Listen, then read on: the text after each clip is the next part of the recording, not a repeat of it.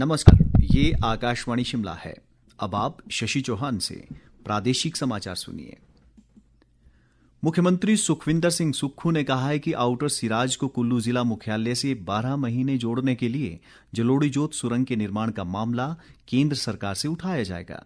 कुल्लू जिला के निरमंड उपमंडल के बागा सराहन में एक जनसभा को संबोधित करते हुए उन्होंने कहा कि सरकार प्रदेश में विकास के नए आयाम स्थापित कर रही है।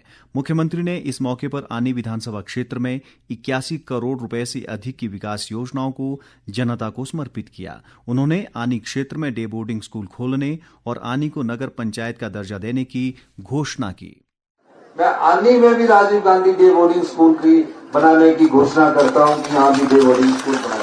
यही नहीं, आनी में भी जो आनी का सबसे बड़ा स्कूल होगा, अगले वर्ष से हम बच्चों के गांव में रहने वाले बच्चों के लिए, गांव के परिवार में रहने वाले बच्चों के लिए, किसान बागवान के बच्चों के लिए, आम परिवार के बच्चों के लिए अगले साल आनी में भी एक स्कूल सीबीएसई बोर्ड में शुरू करने जा रहे हैं।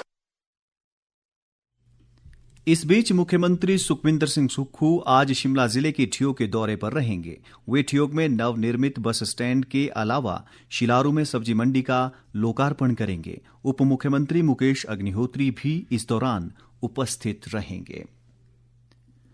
प्रधानमंत्री नरेंद्र मोदी के नेतृत्व में केंद्र सरकार के 11 वर्ष पूरे होने के उपलक्ष्य में आज सिरमौर जिले के पांवटा साहिब में भाजपा द्वारा एक कार्यक्रम आयोजित किया जा रहा है।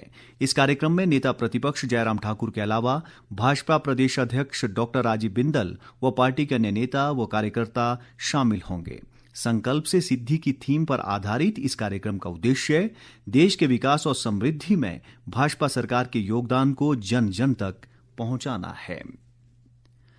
बागवानी मंत्री जगत सिंह नेगी ने कहा है कि इस वर्ष भी सेब यूनिवर्सल कार्टन में बिकेगा। रिकांगपिओ में पत्रकारों से बातचीत में उन्होंने कहा कि सरकार यूनिवर्सल कार्टन को कड़ाई से लागू करेगी और इसकी अवहेलना करने वाले आढ़तियों व बागवानों के खिलाफ कार्रवाई की जाएगी। एसोसिएशन की तरफ से भी कुछ सुझाव आए, कुछ आढ़ती एसोसिएशन के भी सुझाव आए और सबने मिलकर ये कहा कि ये जो है यूनिवर्सल कार्टन को जो है पूरा लागू रखेंगे और साथ में उसमें जो भी कुछ कमी थी पिछले बार, जैसे कुछ जगह पे आढ़तियों ने कार्टन में भी 22 किलो से ज़्यादा लोगों से डिमांड कर रहे थे सेब आए और कुछ बागवान भी जो है ज़्यादा वेट, उसमें परमिसिबल वेट से ज़्यादा वेट लगा के ले जा रहे थे। तो उसको में ये भी फैसला हुआ, अगर इस किस्म का कोई आढ़ती अगर जो यूनिवर्सल कार्टन का जो मैक्सिमम लिमिट से ज़्यादा कार्टन में सेब लेगा तो उसके ऊपर भी जो है एक्शन लिया जाएगा। सोलन का सुप्रसिद्ध राज्य स्तरीय शूलिनी मेला 20 से 22 जून तक आयोजित किया जाएगा। मुख्यमंत्री सुखविंदर सिंह सुक्खू इस 3 दिवसीय मेले का शुभारंभ करेंगे, जबकि राज्यपाल शिव प्रताप शुक्ल समापन समारोह के मुख्य अतिथि होंगे। अतिरिक्त जिला उपायुक्त राहुल जैन ने बताया कि 20 जून की सांस्कृतिक संध्या में इंडियन आइडल फेम सन्नी हिंदुस्तानी, जबकि अंतिम सांस्कृतिक संध्या में पार्श्व गायक देव नेगी मुख्य आकर्षण होंगे। जैन ने बताया कि इसके अलावा प्रदेश के विभिन्न जिलों के कलाकार भी लोगों का मनोरंजन करेंगे। प्रदेश में प्री मानसून के सक्रिय होती राज्य के अनेक भागों में रुक रुक कर बारिश हो रही है।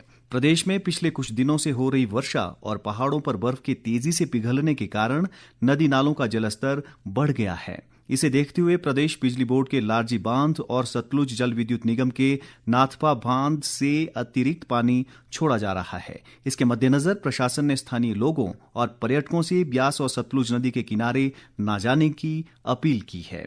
इस बीच मौसम विभाग ने आगामी 5 दिनों में प्रदेश के ज्यादातर इलाकों में मध्यम से हल्की बारिश होने की संभावना जताई है। और अब एक नजर आज के समाचार पत्रों की सुर्खियों पर।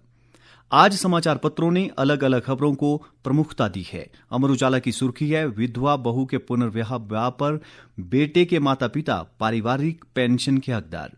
मुख्यमंत्री सुक्खू का बागा सराहन के युवाओं के लिए ऐलान शीर्षक से दिव्य हिमाचल लिखता है, ई कार्ड खरीदने के लिए मिलेगी 50% सब्सिडी। दैनिक जागरण की एक खबर है, खराब परिणाम पर शिक्षक, प्रधानाचार्य व मुख्य अध्यापक की रुकेगी वेतन वृद्धि, होगा तबादला। पंजाब केसरी की सुर्खी है, मणिमहेश यात्रा से पूर्व भरमौर में बाहरी राज्यों के वाहनों पर लगेगा ग्रीन शुल्क। मौसम पर दैनिक भास्कर लिखता है मॉनसून से पहले प्रदेश में सामान्य से 273% ज्यादा बारिश।